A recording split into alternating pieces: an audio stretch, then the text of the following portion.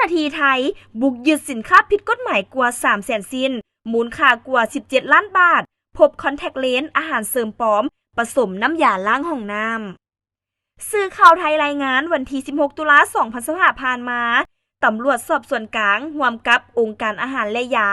บุกทลายโกดังและจำหน่ายคอนแทคเลนส์เถื่อนภายในพื้นที่อำเภอบางเสาธงจังหวัดสมุทรปราการประเทศไทยหลังจากได้รับรายงานว่ามีการลักลอบเก็บและจำหน่ายสินค้าผิดกฎหมายจำนวนหลายผ่านช่องทางออนไลน์เมื่อเจ้าหน้าที่เข้ากวดสอบพบสินค้าต้องสงสัยจำนวนหลายกว่า 300,000 ชิ้นรวมมูลค่าประมาณ17ล้านบาทประกอบด้วยคอนแทคเลนส์เถื่อนอาหารเสริมปลอมยาและเครื่องสำอางบ่ได้มาตรฐานรวมทั้งวัตถุอันตรายที่ห้ามจำหน่าย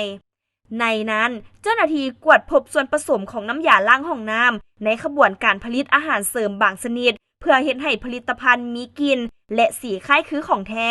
ซึ่งอาจก่อให้เกิดอันตรายให้แห้งต่อร่างกายหากบริโภคเข้าไป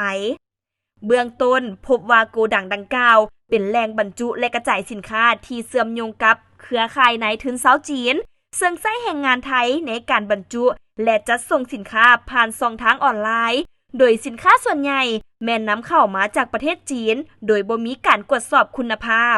เบื้องต้นเจ้าหน้าที่ได้ยึดของกลางทั้งหมดและกะเกี่ยมดำเนินคดีตามกฎหมายในข้อหา 1. ผลิตและจำหน่ายผลิตภัณฑ์อาหารและยาบ่ได้รับอนุญาต 2. มีไว้เพื่อจำหน่ายวัตถุอันตรายโดยบ่ได้รับอนุญาต 3. โฆษณาเกินจริงอันอาจก่อให้เกิดอันตรายแก่ผู้บริโภคทางองค์การอาหารและยาแห่งประเทศไทยได้ออกมาแจ้งเตือนประชาชนให้ระมัดระวังในการซื้อสินค้าออนไลน์โดยเฉพาะอาหารเสริมและคอนแทคเลนส์ที่บ่มีเลขอย.หรือสลากภาษาไทยพอสินค้าปลอมเหล่านี้อาจผสมสารเคมีอันตรายเช่นน้ำยาล้างห้องน้ำซึ่งสามารถเฮ็ดให้เกิดบาดแผลในกระเพาะอาหารตับหมักไขหลังวายหรือหุ่นแห้งถึงขั้นเสียชีวิตได้